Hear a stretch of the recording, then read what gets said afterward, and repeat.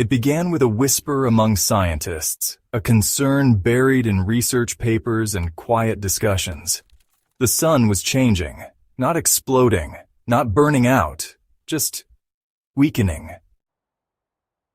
At first it was subtle. Winters came earlier, summers were shorter, crops failed in places that once had year-round harvests. The world adapted, or at least tried to, but no one realized that this wasn't a phase. It wasn't a cycle. It was the beginning of something permanent.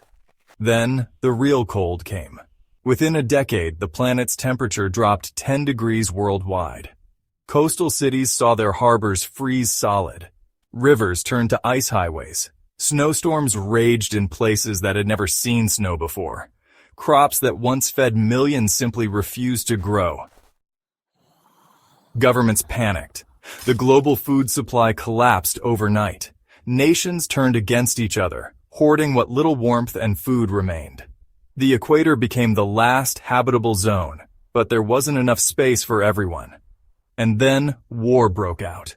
The wealthiest nations fortified their borders, shutting out the freezing masses desperate to escape the endless winter.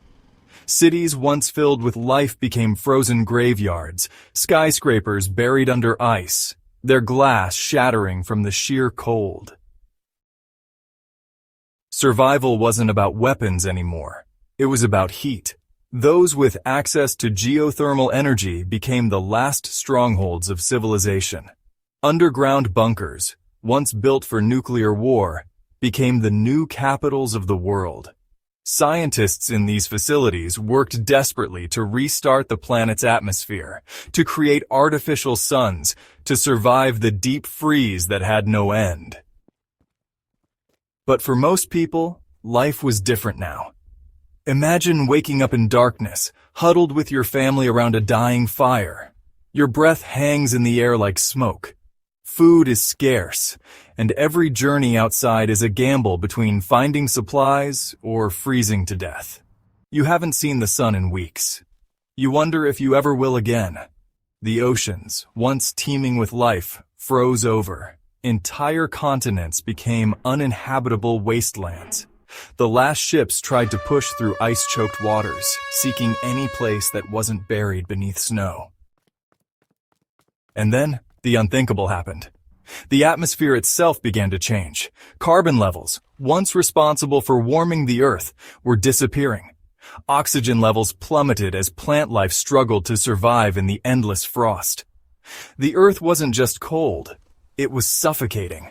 With nowhere left to go, the last survivors abandoned the surface. Humanity retreated underground, building subterranean cities powered by what little geothermal energy remained. Generations were born who had never seen the sky, who had never felt the sun.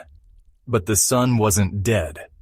It was still there, hanging in the sky like an ice-cold god, distant and uncaring. And so, the world didn't end in fire. It didn't end in war. It ended in ice, a quiet, slow, suffocating freeze. The last humans buried beneath the earth, waiting, praying for a warmth that would never come.